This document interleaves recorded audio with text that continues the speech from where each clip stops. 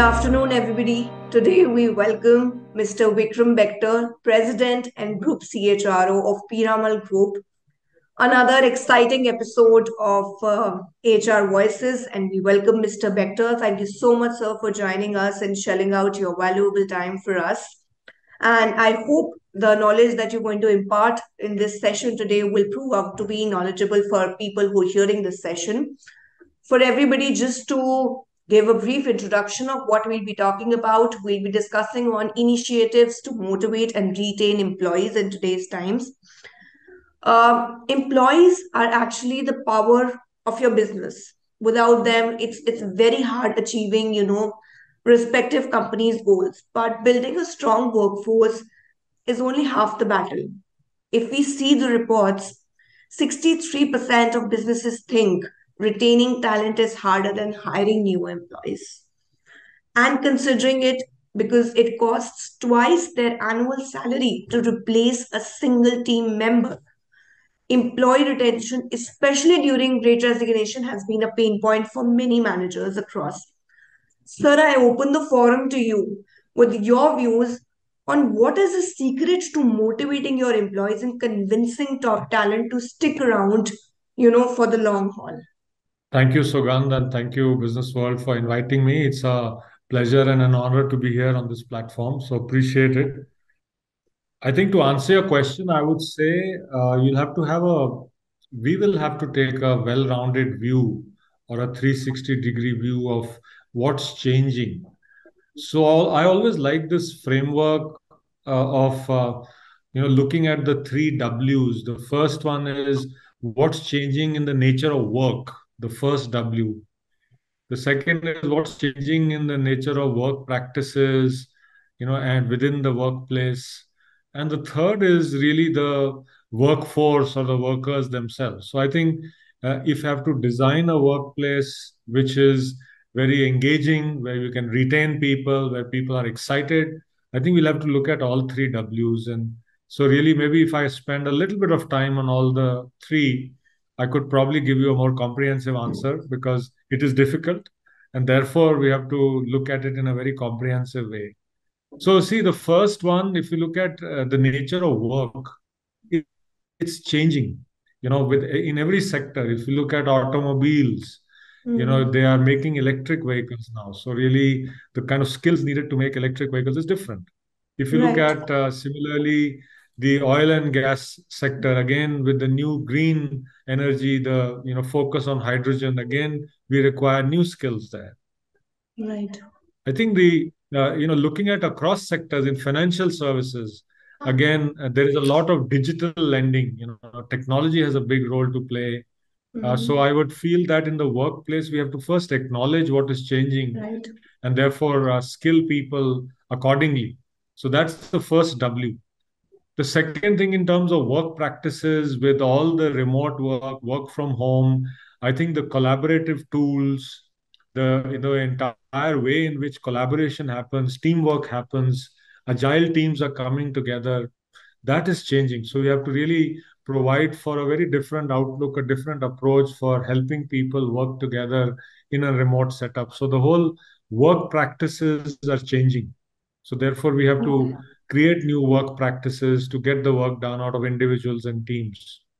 And then third, really the workforce or the workers, if you talk about it, and that's where I think I was just trying to list down. Maybe we have to do six, seven things, starting with the whole performance management system. How can people learn and grow? What skills are needed? How will performance be managed? That has to be really changing. The whole diversity and inclusion programs. How do we feel people feel that they are being included? So right, really that has to change and that needs to work on. Pay practices. Today, with a lot more focus on wellness, I think what are our pay practices and what are our benefits program? That needs to be Mhm. addressed.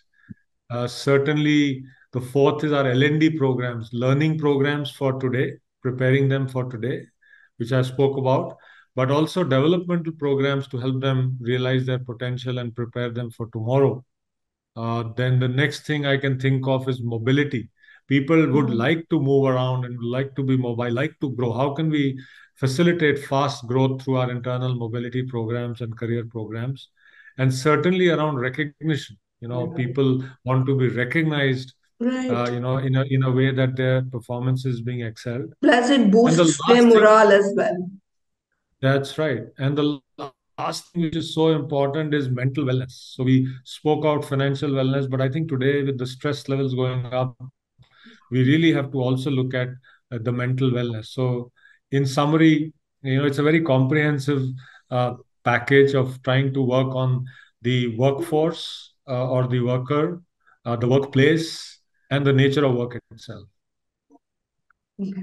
Fair enough. That's a very comprehensive sort of a response, wherein it involves actually what exactly needs to be paid attention to in order to, if we are trying to motivate the existing employee base to actually give out better productivity.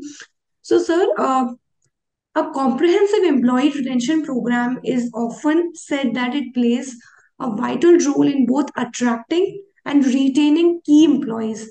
What, according to you, should be the management and should actually be the draft of such a plan or of such a retention program that actually attracts the talent? I think first thing I find is the principle of like attracts like, right? So, what is the employee value proposition? I think it has to be very clear. We have to be very clear in, whether it is on our websites, whether it is on our campus programs. Each company needs to have a very clear value proposition, because, like I said, the principle of like attracts like. So I think no amount of misrepresentation today can be, really expected or should be accepted, because today there is full transparency with Glassdoor, with the social media, with people relying on their alumni networks. I think each company's reputation is out there. So therefore, really, it's really important for companies to put out their value proposition so that you are able to attract the right people and not make any false promises out in the market. So I think that's very, very critical today. People look at what can they expect from you, and therefore, also employees internally should also feel that.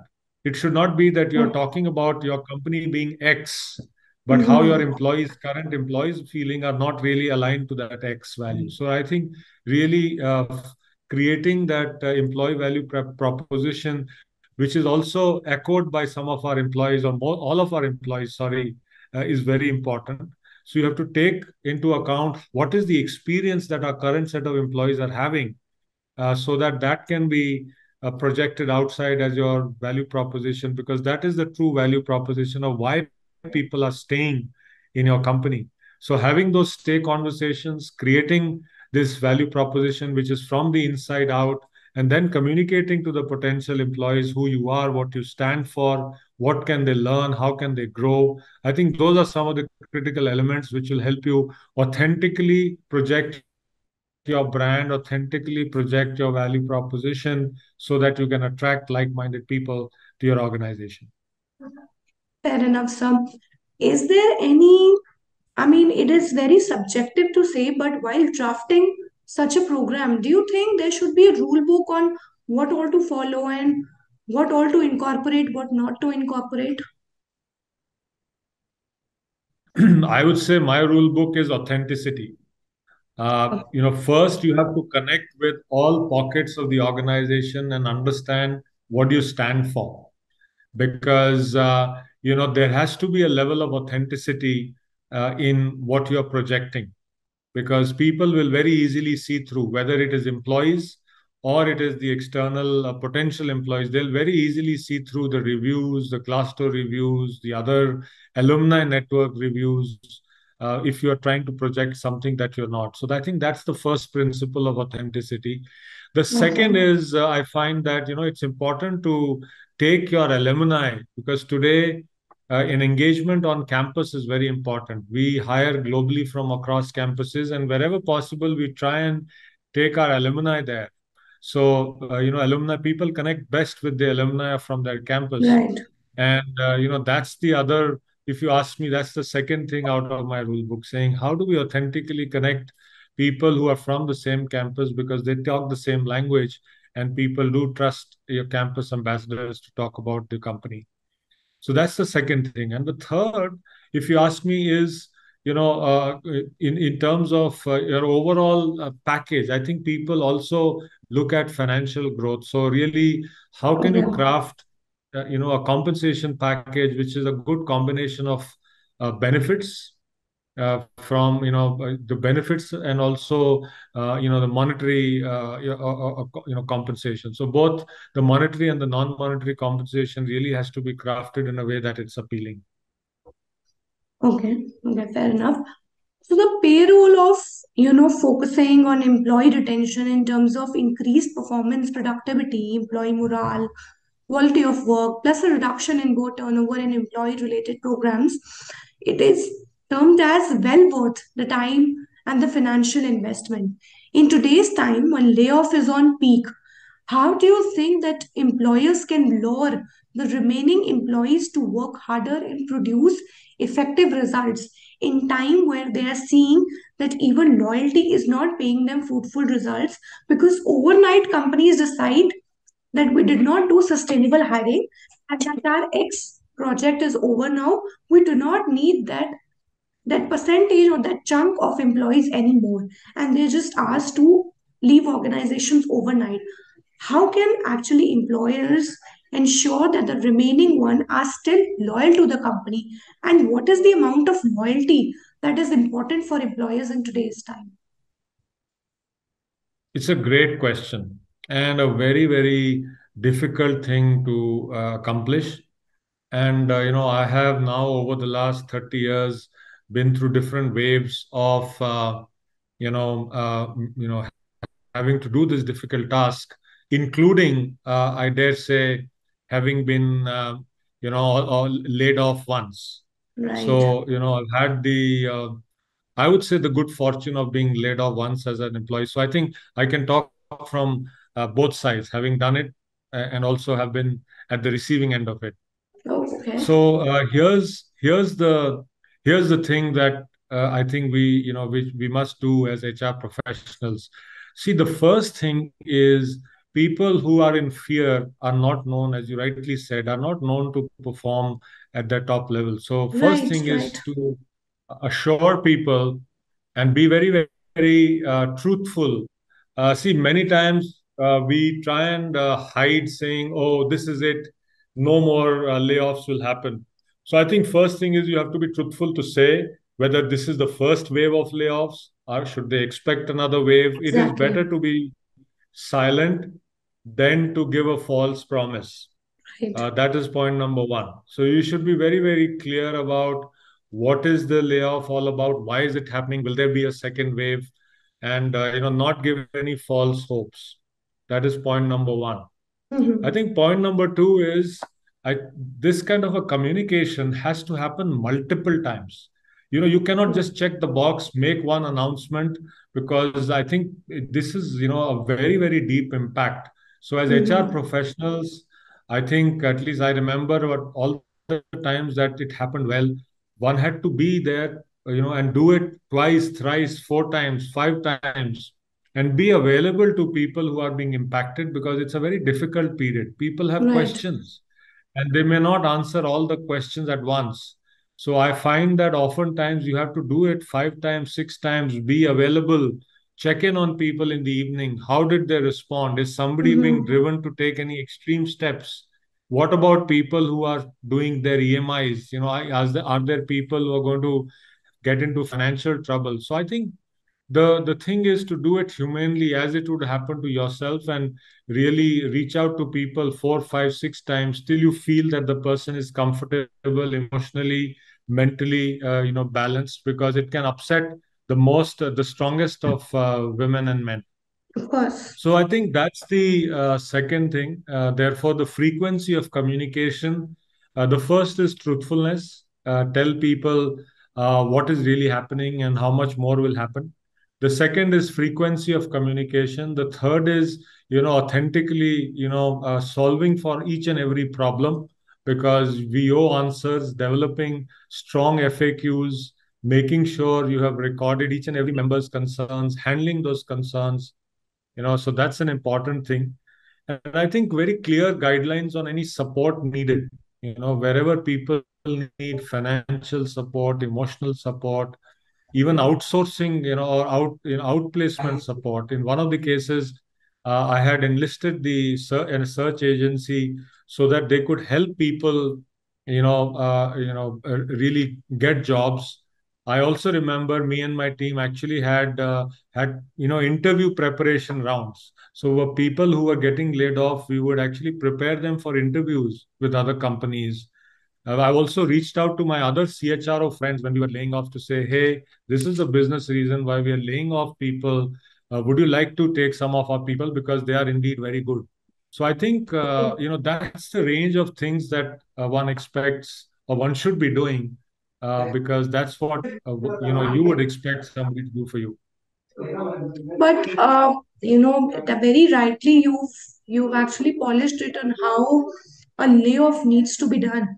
But once it is done, and there's certain companies that state that we're giving severances, we're giving, as you rightly said, you're actually talking to other leaders if they can hire. Do you think that the emotion of loyalty which an employer expects from an employee will be the same throughout when after being laid off multiple times they're being hired in different organizations, or will reward or No, no, recognition? I think, so first of all, go ahead. Sorry. So, or if if you're giving out rewards and recognitions also, will that resolve the problem, that it will enlighten them that they still need to be loyal to other brands that they're working with? See, I think first of all, let me also answer the question. I didn't exactly answer your question about what Mm-hmm. happens to people who stay back, who are not Right. laid off, and their productivity. So I think Right. there is certainly an element of survivor's guilt. There is Okay. something called the survivor's guilt. So people who stay back, there is both fear that will it happen to Mm-hmm. me again, and there's also survivor's guilt. So I think, therefore, what I find is if you have to really get the best productivity out of people who stay, you have to clearly outline the process and really share, help them overcome their fears too, which can only Right. happen through constant communication, constant coaching and training of managers, because honestly, HR cannot do this. Managers have to be trained to take on extra responsibility of how to handle issues, how to address fears, because that's where training of managers in handling this crisis and making sure people are comforted, and more importantly are not fearful, that is Mm-hmm. what brings back high productivity. Because when people are less fearful, that's really when productivity comes in.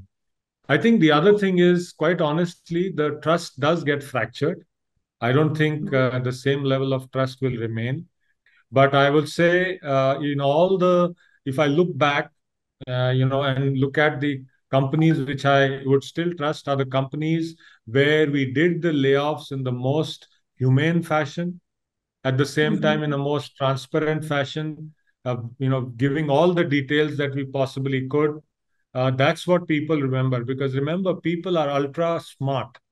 You are not the only source of information. People Right. get their information from all sources. So therefore, I would say, people trust companies which share all information transparently, which handle layoffs humanely, and which take care of the concerns and fears of people who stay back, so that they can be assured and they can give their best.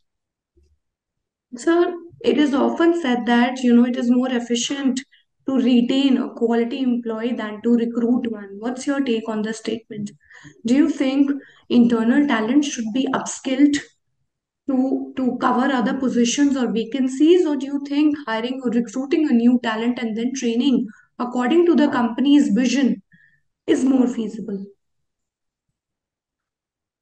See, I can give you an example. We are a constantly growing conglomerate. We are growing in our pharma business, we are growing in our financial services business, and we are growing in our real estate business. Clearly, groups like ours have grown because at the back of a strong set of people who stayed with us over a long period of time. And people, when I interview people who stayed with us for 15, 20 years, one thing is in common, that they stayed back with Piramal because Piramal was growing and they got lots of opportunities to learn and grow. So I was interviewing somebody the other day who stayed with us for about 16 years, and she was sharing with me that this is her sixth job Oh, internally. okay. So really, therefore, people are experiencing growth. They are changing. They are growing, and that's where they are here with us. And I think that is true for most companies and people who stay Okay. back. So that is, I think, point number one. How do you ensure growth for people who are with you? And people stay when they can experience growth, both monetarily, financially, and even stature-wise. How have they grown? Mm-hmm. From managers to leadership roles, etc. And Mm-hmm. yet you find there are new areas where we get into. For that, you may have to hire from outside. That is point number one. So you sometimes hire because you're getting into new areas. Mm-hmm. Second time, you hire because when you're rapidly expanding, you don't have enough Right. talent. Exactly. We Yeah. acquired the Diwan Housing Finance Company a year ago. We were in only 30 cities in India. We suddenly grew to 350 cities. So we really had to rapidly expand, and that's where you had to hire. Mm-hmm. That's why we had to reach out. So we've quietly hired about 8,000 people last year. Oh, So okay. Okay. so I think you also hire when you are expanding, when you're growing. Any of us companies like Piramal who are growing really do that. And the third time when you really go out to the market is when you are branching out into completely new areas, like some Mm-hmm. of our areas, for example, in digital, in technologies and fintech. So those are some Mm-hmm. areas where we are actually getting into, lending through the digital route. That's where we are adding new headcount in newer areas or in Mm-hmm. analytics. So those are some reasons why you hire. And I think for us, it's an and situation. We grow our own timber, and in Mm-hmm. areas where we need new trees, we also then get new trees from outside. No, that's very kind of you. And the key takeaway from this discussion, I would say, is even if you're laying off, there needs to be a very subtle round of layoffs, and employers need to be very cautious of the fact that even if you're being transparent of your needs and of why you're doing or taking certain steps, you actually need to help them also scale themselves to another level, which very clearly I feel Piramal is doing. So kudos to that, sir. Thank you so much, sir, for joining us, for taking out time Welcome. for Just this to clarify, conversation. we are not laying off. Just to clarify, we are not laying off. We I are know, only sir. hiring. I was sharing about my experiences from the past. No, no, no. That's completely clear. And people who are hearing, if you have any questions on, what kind of reward strategies work or what kind of hirings work, you can actually, once we post the video, once it is out, you can actually tag Mr. Bector on LinkedIn as well, and you can pose your questions. He'll be happy to answer all your queries and give out fruitful responses from, the anecdotes that he's shared in this video as of now. Thank you so much, sir, for joining us and taking our time for this beautiful conversation. Thank you so much. Thank you so much, Sugandh, and all the best. Get well soon. Thank you. Thank you so much, sir.